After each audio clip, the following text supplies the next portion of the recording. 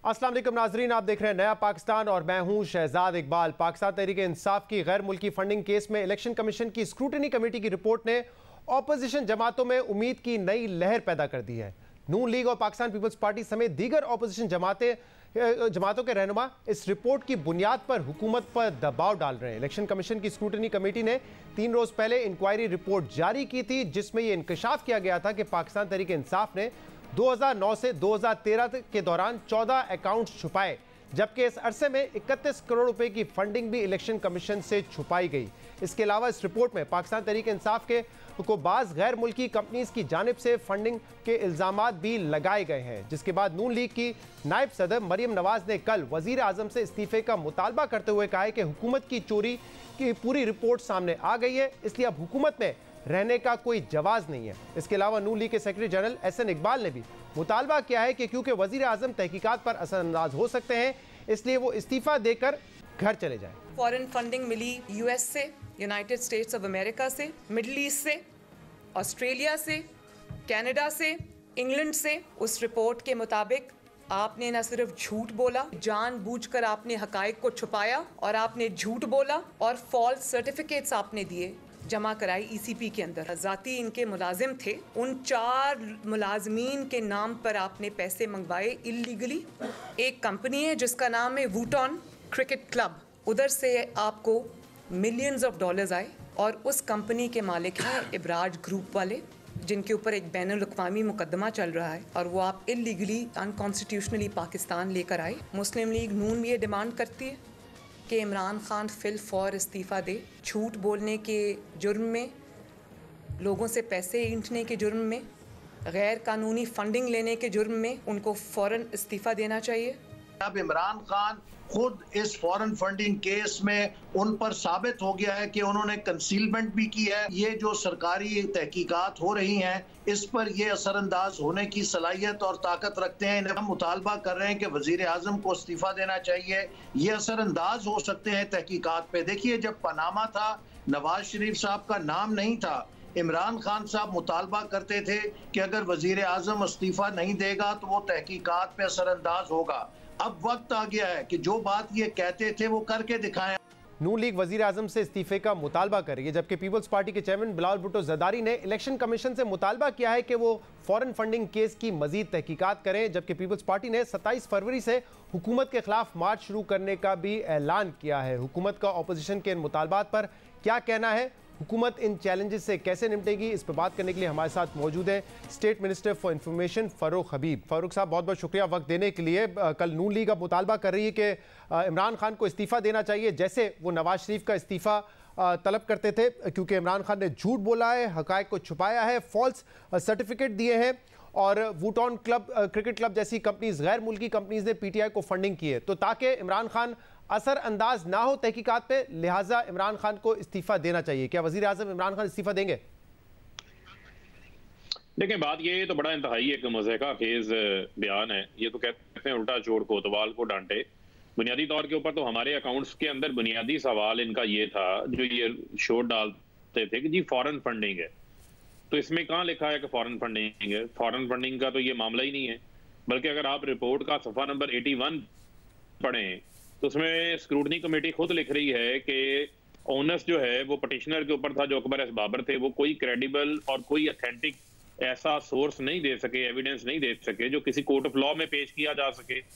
लिहाजा उन्होंने अकबर एस बाबर के तो तमाम दावों को साइड के ऊपर पे रख दिया। जहां तक रह गई बात, आप कहते हैं जी वूटन कंपनी है, वो एक पाकिस्तानी है, आरिफ नकवी है, उनकी कंपनी है। वहां पर एक क्रिकेट मैच हुआ जिसमें फंड रेजर हुआ, पाकिस्तानियों ने पैसे दिए, वो पैसे बैंकिंग चैनल्स के जरिए पाकिस्तान पहुंचे और वो हमारा जो यूबीएल का बैंक अकाउंट है उसमें वो डिक्लेयर्ड है, वो हमारे ऑडिटेड अकाउंट्स का हिस्सा है। तो लिहाजा कोई ऐसी रकम होती तो उसे हम फिर अपने बैंक अकाउंट्स के अंदर मंगवाते, बैंकिंग चैनल से वो पैसा पाकिस्तान आता। बुनियादी तौर के ऊपर इनके सारे दावे फॉरेन फंडिंग के, इनके सारे दावे कि जी पैसा भारत से और इजराइल से आया है। इस रिपोर्ट में कहाँ लिखा है कि पैसा भारत और इजराइल से आया है? वो ये सारे दावे इनके नाकाम हो गए और इनको ये भी नहीं मालूम पता कि फॉरेन फंडिंग का मामला सुप्रीम कोर्ट पहले डिसाइड कर चुकी है। फॉरेन फंडिंग का मामला तो वफाकी हुकूमत रेफरेंस बनाती है, 15 दिन में सुप्रीम कोर्ट के पास जाता है। ये केस तो ममनुआ फंडिंग का केस है जिसको इलेक्शन कमीशन देख रहा है। उस केस के हवाले से 15 तारीख उन्होंने डाली है। अच्छा, वो हम जाएंगे, अब ये जाकर अपना केस पेश करेंगे वहां पर। ये तो स्क्रूटिनी कमेटी की रिपोर्ट थी, अब डिक्लेरेशन देनी है इलेक्शन कमीशन ऑफ पाकिस्तान ने कि क्या ये ममनुआ फंडिंग थी या फॉरेन फंडिंग थी, उस पर मैं आता हूं। लेकिन वो कह रहे हैं कि इमरान खान साहब ने एक स्टैंडर्ड सेट किया था ना कि अगर वजीर आजम के खिलाफ, मुल्क के वजीर आजम के खिलाफ कोई कार्रवाई होती है तो क्योंकि वो असरअंदाज हो सकते हैं, क्योंकि तमाम इदारे उनके मातहत होते हैं, लिहाजा वजीर आजम को पहले इस्तीफा देना चाहिए। वो कह रहे हैं कि यही स्टैंडर्ड इमरान खान अपने ऊपर भी अप्लाई करें और पहले इस्तीफा दें, फिर तहकीकात हो जाएगी। देखें शहजाद, पहली बुनियादी चीज तो आप ये समझ लें कि इलेक्शन कमीशन हमारे मातहत नहीं है, वो एक आईनी इदारा है। ये तो एक मैं समझता हूँ पाकिस्तान के बच्चे को पता है, तो लिहाजा आपको भी पता है। फिर मेरे हिसाब से अगर ये तहकीकात भी जो है वो इलेक्शन कमीशन की स्क्रूटनी कमेटी ने की हैं, और इसके अलावा जब का ये मामला चल रहा है उस वक्त वजीर आजम नहीं थे, वो पाकिस्तान तहरीक इंसाफ के चेयरमैन थे। इसके अलावा जो है वो 40,000 डोनर्स का रिकॉर्ड हमने दिया। पाकिस्तान तहरीक इंसाफ वो पहली सियासी जमात है जिसने मुल्क के अंदर पॉलिटिकल फंड रेजिंग का कॉन्सेप्ट दिया। वरना अगर आप इनसे पूछ लें, ये इनके पास तो 50 अपने डोनर्स का रिकॉर्ड मौजूद नहीं है। 9 अकाउंट्स इन्होंने अपने छुपाए हुए हैं। 60 करोड़ रुपए का भी तक ये अपना हिसाब नहीं दे सके। इनकी स्क्रूटनी कमेटी की रिपोर्ट भी जो तैयार है उस पर भी पता चल जाएगा क्या चीजें जो हैं वो इनकी सामने आने वाली हैं। वो तो तमाम चीजें मौजूद हैं। लेकिन फर्क साहब, इसमें कल एहसन इकबाल साहब ने शाहजेब खानजादा के प्रोग्राम में बताया, आप कह रहे हैं कि इलेक्शन कमीशन ऑफ पाकिस्तान आजाद है, बिल्कुल आजाद है, लेकिन कल एहसन इकबाल साहब ने कहा कि स्टेट बैंक ऑफ पाकिस्तान को भी जितनी ऑटोनॉमी दी जा रही है, वो समझ आ रहा है कि वो ऑटोनॉमी क्यों दी जा रही है। वो कह रहे हैं कि स्टेट बैंक ऑफ पाकिस्तान ने आगे भी तहकीकात करनी है। अभी तो सिर्फ ये डिटेल्स दी है कि कितने अकाउंट जो है वो एक्टिव है, कितने नहीं है, कितने डिक्लेयर्ड है, कितने नहीं है। आगे जाके जो मजीद ताउन की जरूरत होगी स्टेट बैंक ऑफ पाकिस्तान के, वो ताउन ना करे स्टेट बैंक ऑफ पाकिस्तान वजीर आजम इमरान खान के खिलाफ या उनकी पार्टी के खिलाफ, इसलिए आप ऑटोनॉमी दे रहे हैं। तो वो तो इस बात से भी इसको जोड़ रहे हैं। नहीं, ये अच्छा, ये मुझे समझ नहीं लगी। अगर ऑटोनॉमी दे देंगे तो फिर तो मजीद आजाद हो जाएगा, फिर हमारे कंट्रोल में कहां रह जाएगा, आप ये बताएं ना मुझे। तो उनका तो आर्गूमेंट ही फॉल्स है। दूसरी बात ये है कि जो स्टेट बैंक से रिपोर्ट इलेक्शन कमीशन ने मांगी उन्होंने दे दी। उन्होंने हमारे बैंक अकाउंट्स का रिकॉर्ड ला के दे दिया। बैंक अकाउंट्स के अंदर जो रकम क्रेडिट हुई वो दे दी उन्होंने। मैं तो फिर उस बात को दोहराऊंगा कि जो फॉरेन फंडिंग का दावा था इनका वो फारिग हो गया। पिटिशनर को उन्होंने कहा कि ये भी फारिग है, कोई क्रेडिबल ऑथेंटिक रिपोर्ट नहीं दे सका, वो भी उन्होंने फारिग कर दी। अब मामला जो सिर्फ और सिर्फ ये है कि इसके अंदर जो है वो इनको सवाए नाकामी के, शर्मिंदगी के कुछ नहीं हुआ। अब बात कहां पर आ गई? अब बात यहां पे आ गई है, फॉरेन फंडिंग से बात यहां पे आ गई।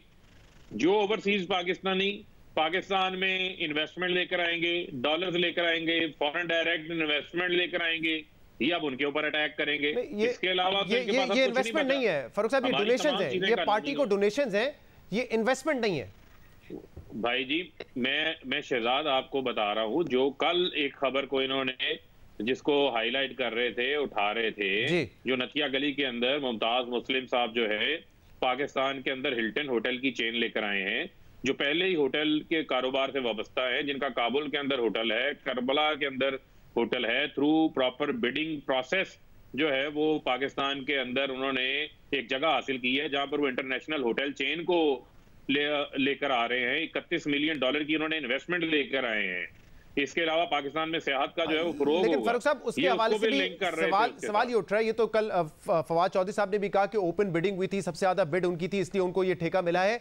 लेकिन सवाल तो ये उठेगा ना कॉन्फ्लिक्ट ऑफ इंटरेस्ट पे कि अगर कोई शख्स डोनेट करता है आपकी पार्टी को, $24,000 देता है और उसी को ठेका मिलेगा, तो सवाल तो उठेगा ना। तो इसमें तो आपको ज्यादा ट्रांसपेरेंट होने की जरूरत है और बताने की जरूरत है। नहीं, देखें, हम तो बिल्कुल ट्रांसपेरेंट हैं। 2019 में उसकी बोर्ड, जीडीए का बोर्ड जो है वो अप्रूवल देता है। 2 साल लगते हैं 2021 के अंदर उसको प्रोसेस को मुकम्मल होने में। 9 बिडर्स जो हैं वो बिडिंग के अंदर आते हैं, 4 जो हैं वो टेक्निकली क्वालिफाई करते हैं, 4 लोगों की फाइनेंशियल बिड्स आती हैं, और पाकिस्तान के मारूफ जो होटल इंडस्ट्री से ताल्लुक रखने वाली बड़ी बड़ी चेन्स हैं उन्होंने आगे पार्टिसिपेट किया। अब जिसकी बिड ज्यादा होगी उसको जो है वो उसका कॉन्ट्रैक्ट मिल जाएगा। वो जमीन जिस जमीन का सिर्फ 3 लाख रुपया किराया उस वक्त आ रहा था, वो जमीन जो है वो आपकी 87 करोड़ रुपए पे लीज पे जो है वो गई है।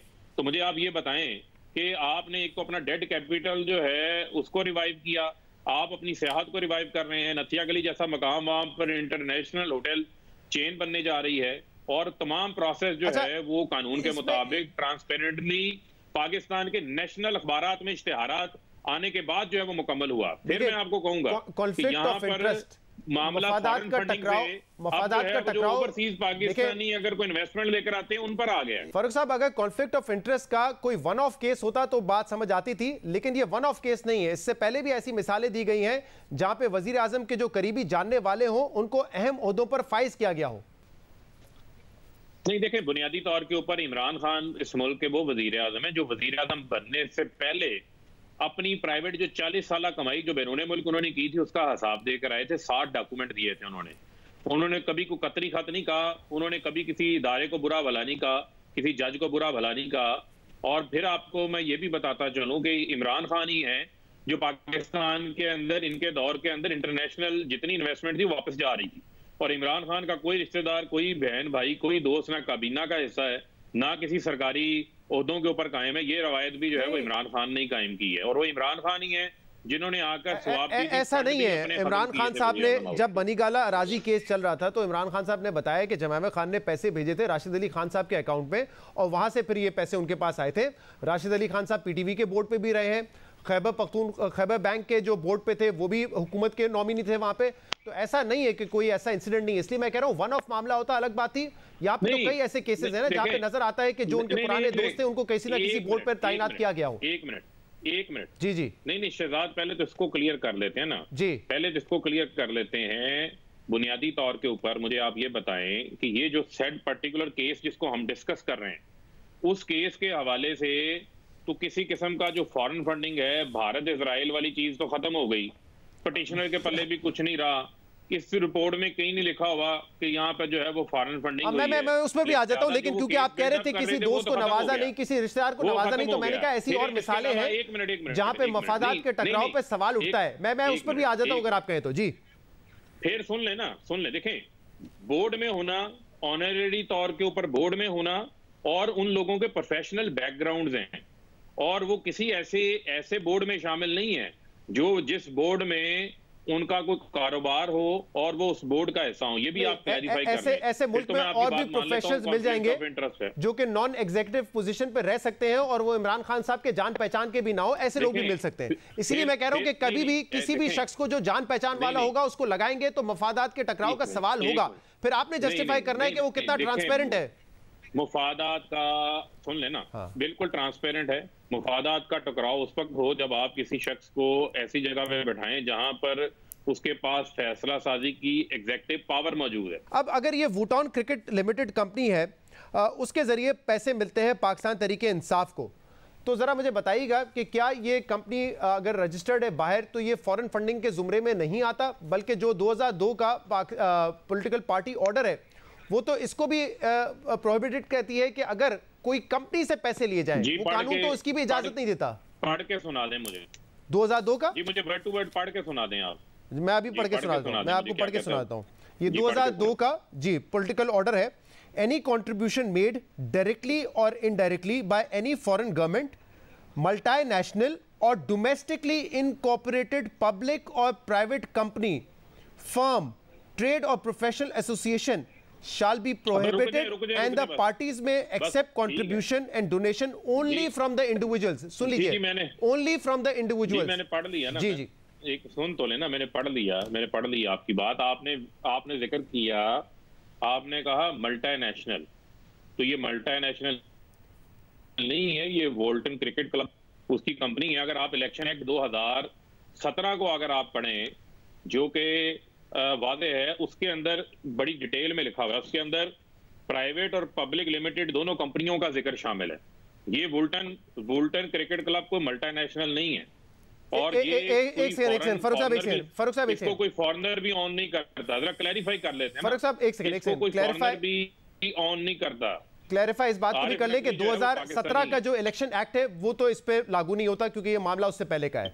अब 2002 में सिर्फ मल्टीनेशनल नहीं है, मैंने पढ़ा, मैंने आगे भी पढ़ा, मैं दोबारा पढ़ के बता देता हूँ। मल्टीनेशनल और डोमेस्टिकली इनकॉर्पोरेटेड पब्लिक और प्राइवेट कंपनी, सिर्फ मल्टीनेशनल की बात नहीं है। फर्म, ट्रेड और प्रोफेशनल एसोसिएशन दोनों को मना कर रहे हैं ना, डोमेस्टिकली हो या इंटरनेशनली हो, चाहे मल्टीनेशनल हो, फर्म हो, सबके लिए इनकार कर रहा है, सिर्फ इंडिविजुअल्स फंड कर सकते हैं, ये वाजे तौर पे लिखा हुआ है।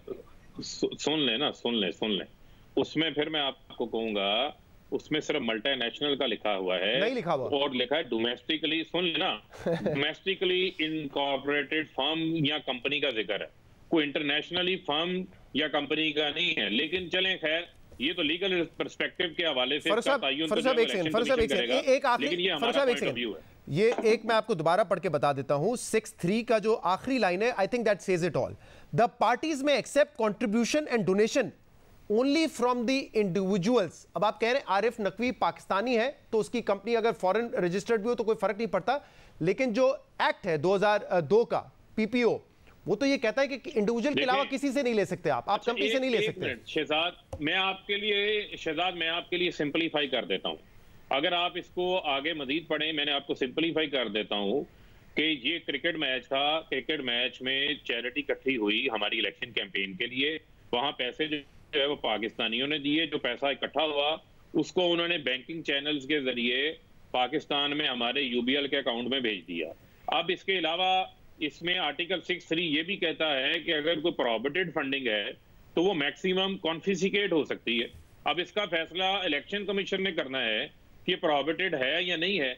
लेकिन मुझे आप ये बताएं, जो ये कहानियां सुनाते हैं आगे, पार्टी बैन हो गई, इमरान खान इस्तीफा दे दें, इमरान खान सादिक और अमीन नहीं रहे, तो इसमें सादिक और अमीन वाली और पार्टी बैन वाली क्या कहानी है? तो फरूख साहब आप ये तो मान रहे हैं आपके ये जो कंपनी है वुटॉन क्रिकेट लिमिटेड, ये क्योंकि आरिफ नकवी साहब की है, ये एक डोनेशन मैच था इसलिए यहाँ के जरिए पैसा आया, तो आप कह रहे हैं क्योंकि पाकिस्तानी है तो इसको आप फॉरेन कंपनी कंसिडर ना करें, लेकिन ये कंपनी है तो इसकी जो फंडिंग है वो तो 2002 के कानून के मुताबिक प्रोहिबिटेड है ना। देखें, इस पे एक मिनट, इस पे मेरा आपके साथ इख्तलाफ है। मैं कहता हूं इसको आप छोड़ दें, इलेक्शन कमीशन को इसको इंटरप्रेट कर लेने दें। मेरे नजदीक उसमें जो फॉरेन कंपनी या फर्म का जिक्र नहीं है, मल्टीनेशनल है, तो ये केस हमारे लॉयर्स ने लड़ना है, वो इलेक्शन कमीशन को। मैंने तो आपको पढ़ के बता दिया, उसमें ये लिखा हुआ है कि इंडिविजुअल्स के जरिए आप ले सकते हैं डोनेशन और फंड, इसके अलावा किसी से नहीं ले सकते। मैंने देखें, मैंने इसको बहुत शुक्रिया, उसके अंदर बहुत शुक्रिया फरूक हबीब साहब हमारे साथ मौजूद थे। प्रोग्राम में शामिल करेंगे एक ब्रेक, उसके बाद मजीद बात करेंगे। Stay with us.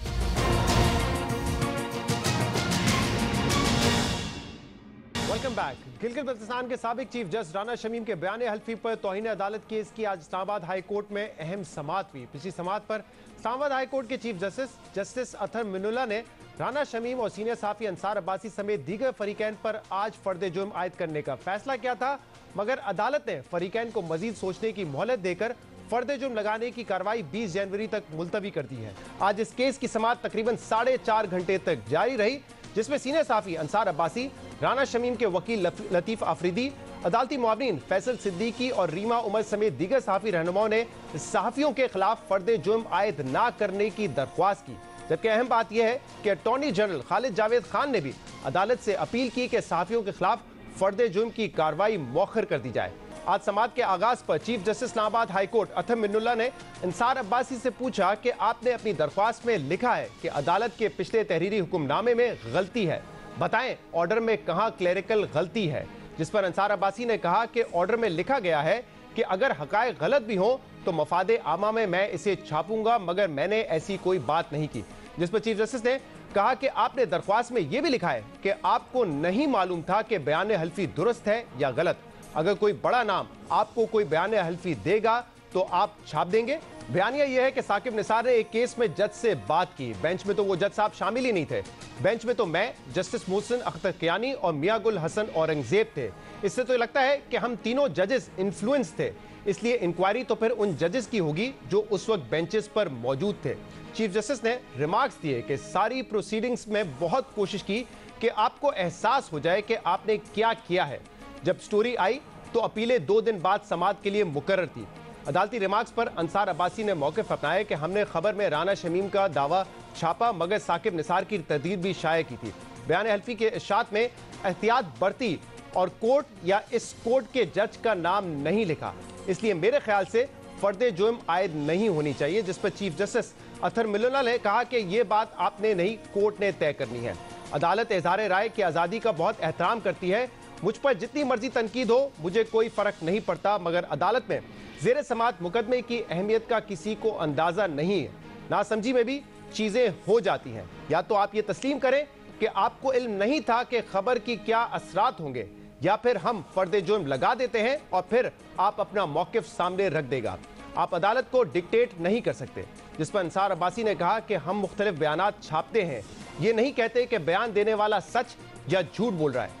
Chief justice ने कहा कि अगर आपको यकीन नहीं था कि बयान हल्फी सच है तो फिर आपने क्यों छापा। समाअत के दौरान सहाफी नासिर जैदी ने अदालत से इस्तदा की कि आप चार्ज फ्रेम ना करें।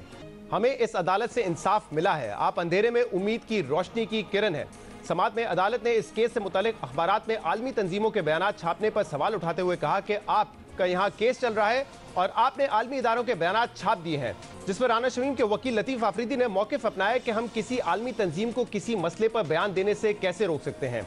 हर रोज कोई ना कोई वजीर या मुशीर भी बयान देता है और उन्हें शाया किया जाता है। लतीफ आफरीदी ने कहा कि वो अंसार अब्बासी को तवील अरसे से जानते हैं और अंसार अब्बासी सिर्फ अवाम तक सच पहुंचाने की कोशिश करते हैं। लेकिन ये बात वाजे कर दूं कि अंसार अब्बासी को ये बयान हल्फी किसी और ने दिया होगा, क्योंकि राना शमीम ने तो यह बयान हल्फी किसी को नहीं दिया। जिस पर चीफ जस्टिस ने अंसार अब्बासी को मुखातिब करते हुए कहा कि अगर ये बयान हल्फी के बजाय सिर्फ बयान होता तो भी आप इसे छापते। जिसके जवाब में अंसार अब्बासी ने कहा कि अगर ये सिर्फ बयान होता तो फिर ये बयान नहीं छपता। डॉन के एडिटर जफर अब्बास ने भी कहा था कि इनके पास ये बयान हल्फी होता तो वो इसे जरूर छापते। उनका सहाफत में बड़ा नाम है और हमारे मीडिया ग्रुप से ताल्लुक भी नहीं है। जिस पर चीफ जस्टिस ने रिमार्क्स दिए कि शुक्र है उन्होंने नहीं छापा, वरना उन्हें तौहीन अदालत का नोटिस मिलता। अहम बात यह कि समाअत में अदालती मुआवनीन फैसल सिद्दीकी और रीमा उमर ने चीफ जस्टिस से सहाफियों पर फर्द जुर्म आयद ना करने की दरख्वास्त की। अदालती मुआवन फैसल सिद्दीकी ने कहा कि गैर मोहतात इशात पर मुजरिमाना तौहीन अदालत का केस नहीं बनता। मैं सिर्फ सहाफियों की हद तक फर्द जुर्म आयद करने के मुखालफत कर रहा हूँ। इस केस में अगर तौहीन अदालत हुई तो इसने की जिसने बयान हल्फी दिया। फिरदौस आशिक अवान ने भी प्रेस कॉन्फ्रेंस में तौहीन अदालत की, जिसे तमाम मीडिया ने दिखाया, मगर इस केस में भी मीडिया के खिलाफ कार्रवाई नहीं हुई। चीफ जस्टिस ने कहा कि मसला अंसार अब्बासी के मौकिफ में है। इस कोर्ट का कोई ऐसा ऑर्डर दिखाएं कि शक भी किया जा सके कि कोई जज इन्फ्लुएंस्ड हुआ हो। बयानिया यह है कि बेंचेस को कोई और बनाता था, तो फिर क्या बेंचेस में मौजूद तमाम जजेस के खिलाफ इंक्वायरी शुरू कर दें। चीफ जस्टिस अहमदुल्लाह ने अंसार अब्बासी को मुखातिब करते हुए कहा कि आपकी साख पर कोई शक नहीं है, लेकिन आपको गलती का एहसास नहीं है। मैं पहले दिन से कह रहा हूं कि जज तक कोई रसाई नहीं रखता है। इस दौरान अदालत ने अदालती मुआविन रीमा उमर को भी रोस्ट्रम पर बुलाया। रीमा उमर ने कहा कि अदालत की आज़ादी इज़हार राय के लिए कोशिशें काबिल तारीफ है, मगर मामला आज़ादी इज़हार राय की आज़ादी के साथ मालूमात तक रसाई का भी है। सहाफ़ी का काम खबर शाया करते वक्त मुनासिब एहतियात बरतना है। अंसार अब्बासी ने अपनी खबर में साकिब निसार का मौकिफ शामिल किया था। इस कोर्ट के जज शौकत अजीज सिद्दीकी ने भी अदालत पर बहुत से इल्जामात लगाए थे जो मीडिया ने रिपोर्ट किए। उस केस में भी जज साहब पर नोटिस लिया गया, लेकिन मीडिया के खिलाफ कार्रवाई नहीं की गई। जिस पर चीफ जस्टिस ने कहा, क्या फिर यह बयानिया दुरुस्त है कि सजा मुअत्तल करने वाले बेंच किसी के कहने पर बने थे? क्या आप शक कर रही हैं कि इस कोर्ट के बेंचेस किसी के कहने पर बनते हैं? जिसके जवाब में रीमा उमर ने कहा कि बिल्कुल नहीं, मैं शक नहीं कर रही, बस इतना कह रही हूं कि माजी में मिसाल नहीं मिलती कि मीडिया का वो बयान छापने पर कसूरवार ठहराया हो जिस पर बोलने वाला कायम हो।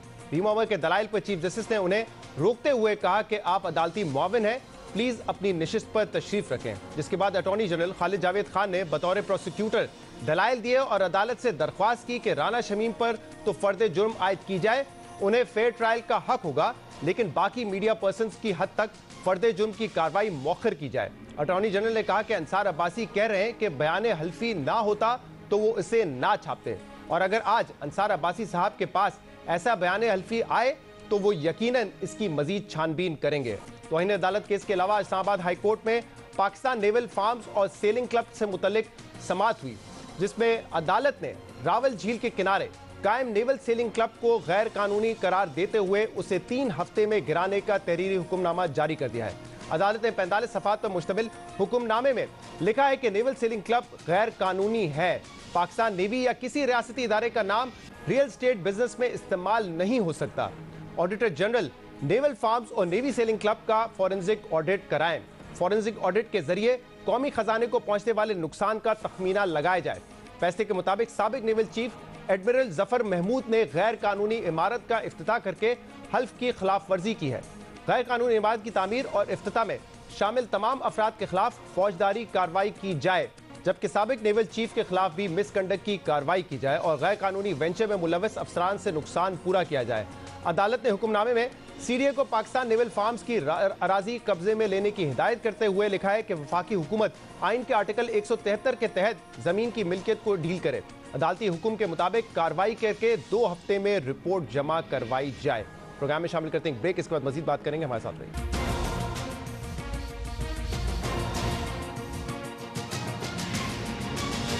Welcome back. हुकूमत ने finance supplementary bill national assembly में पेश कर दिया है। नेशनल असेंबली से जब यह बिल पास हो जाएगा, इसके बाद आईएमएफ का बोर्ड छठा रिव्यू करेगा और अगर छठा रिव्यू मंजूर हो जाता है तो पाकिस्तान को $1 बिलियन की ट्रांच मिल जाएगी। हुकूमत एक्सपेक्ट करेगी कि जो माशी गैर यकीनी की सूरत हाल है उसमें कमी आएगी। एक मरतबा आईएमएफ $1 बिलियन पाकिस्तान को दे दे और रिव्यू अप्रूव कर दे, और जब गैर यकीनी की सूरत हाल कम हो जाएगी तो एक्सपेक्ट किया जा रहा है कि जो रुपया है वो मुस्तहकम होगा। लेकिन हुकूमत के लिए अब भी जो सबसे बड़ा चैलेंज है वो ये है कि 5% ग्रोथ के साथ महंगाई को कैसे कंट्रोल करना है, क्योंकि पिछले साल 4% की ग्रोथ देखी गई लेकिन महंगाई 9% पे थी, और इस माली साल का जो टारगेट है ग्रोथ का वो 5% का है, और जो इस वक्त सीपीआई नंबर्स आ रहे हैं वो 12% से तजावुज कर चुके हैं। इसलिए हाई ग्रोथ के साथ कैसे इन्फ्लेशन को मेंटेन करना ये हुकूमत के लिए सबसे बड़ा चैलेंज है। पिछले साल जीडीपी ग्रोथ सिर्फ 4% थी, लेकिन जो प्रॉफिटेबिलिटी थी कॉर्पोरेट कंपनीज की जो KC 100 इंडेक्स में रजिस्टर्ड है वो उसमें हमें नुमाया इजाफा देखा गया था। 55% का इजाफा देखा गया है कंपनीज की प्रॉफिटेबिलिटी में, और ओवरऑल इनका जो प्रॉफिट है वो 874 अरब रुपए का है। 874 अरब रुपए का KC 100 इंडेक्स की जो कंपनीज है उनका मुनाफा है, जिसमें पिछले साल के मुकाबले में 55% इजाफा देखा गया। अगर हम सेक्टर वाइज बात करें तो कमर्शियल बैंक का मुनाफा 18.2% के इजाफे के साथ 245 अरब रुपए रहा। फर्टिलाइजर का मुनाफा 91% इजाफे के साथ 104 अरब रुपए रहा।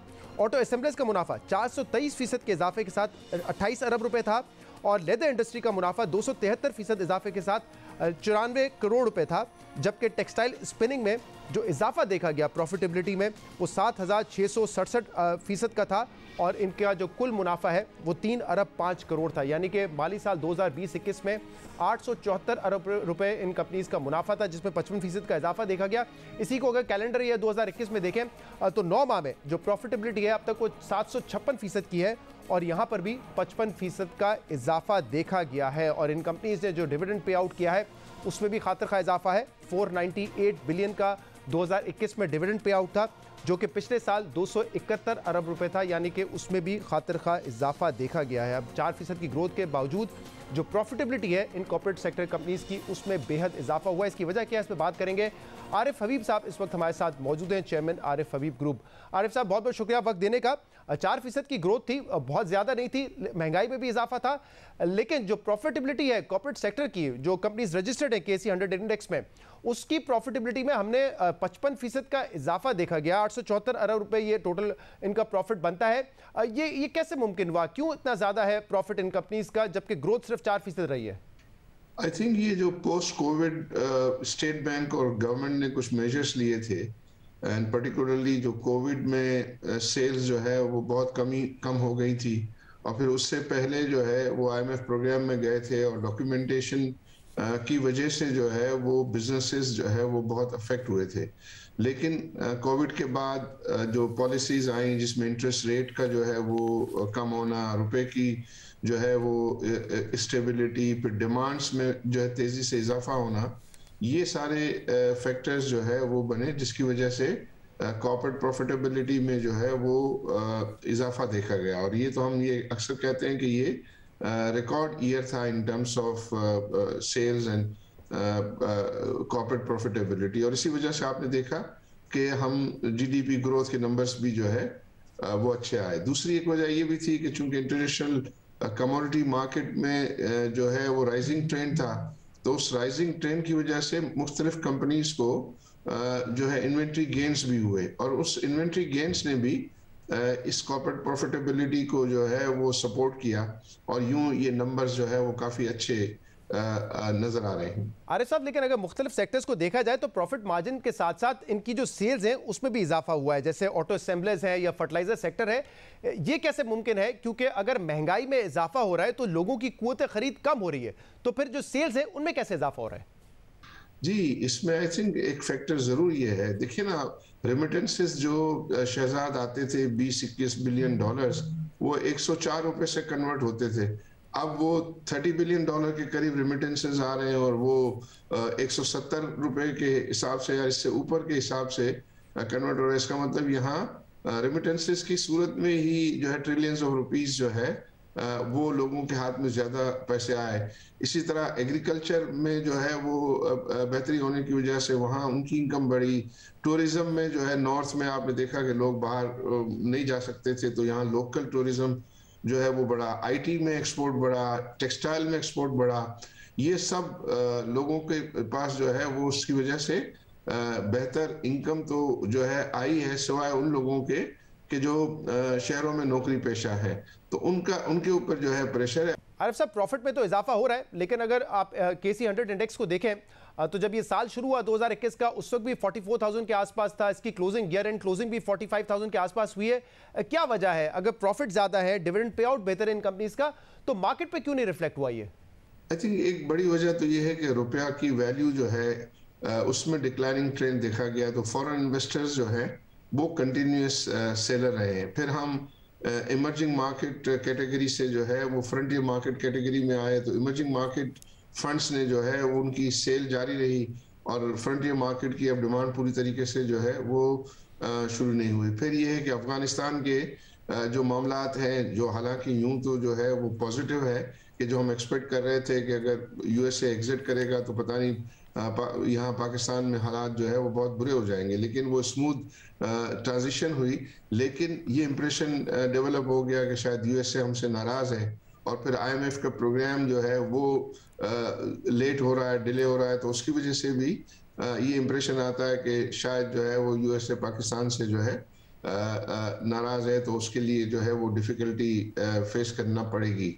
तो ये कुछ फैक्टर्स हैं कि जिसकी वजह से जो वैल्यूज आनी चाहिए, अभी हिस्ट्री में मैं समझता हूँ कि पाकिस्तान की हिस्ट्री में ये लोएस्ट वैल्यू है। अगर आप price earning multiple and price to book value and dividend yield के हिसाब से देखें, तो या तो 2008 के क्राइसिस में ये वैल्यूएशन जो है वो आई थी, या फिर 1998 में जब न्यूक्लियर टेस्ट हुआ था, तो उस वक्त ये वैल्यूएशंस थी और आउटस्टैंडिंग फॉरेन पोर्टफोलियो इन्वेस्टमेंट ये थी।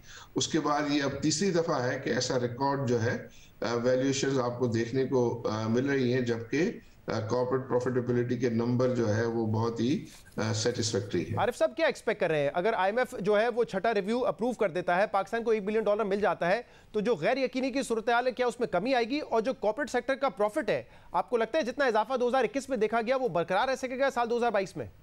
आई थिंक वो जो 2021 वाली तो मुझे नहीं लगता है, क्योंकि उसमें जो इन्वेंट्री गेन का एलिमेंट है शायद वो 2022 में वो अवेलेबल नहीं होगा, बल्कि उसमें इन्वेंट्री लॉसेस का एलिमेंट शामिल हो जाएगा। तो कुछ जो है प्रॉफिटेबिलिटी में कुछ जगहों पे कट आएगा, लेकिन डिवैल्यूएशन की बहुत सारी हमारे लिस्टेड सेक्टर जो डॉलर बेस्ड इनकम है, तो डॉलर बेस्ड इनकम में फॉर एग्जांपल टेक्सटाइल है, ईएनपी है, आईटी है, ये तमाम सेक्टर्स में तो जो है वो आप बेहतरी देखेंगे। पावर सेक्टर है, उसमें भी नंबर्स जो है वो अच्छे होंगे, लेकिन दूसरी जगहों पे स्टील, सीमेंट वगैरह में वो जो नंबर लास्ट ईयर थे शायद वो हम जो है वो ना देख सके।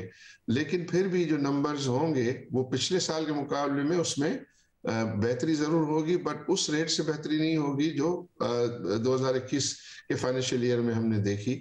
लेकिन जो वैल्यूएशंस हैं वो फिर भी जो है वो बहुत ज्यादा अट्रैक्टिव है। बहुत बहुत शुक्रिया। आरिफ हबीब हमारे साथ मौजूद थे। आज के प्रोग्राम में इतना ही। शो से इजाजत दीजिए। अल्लाह हाफ़िज़।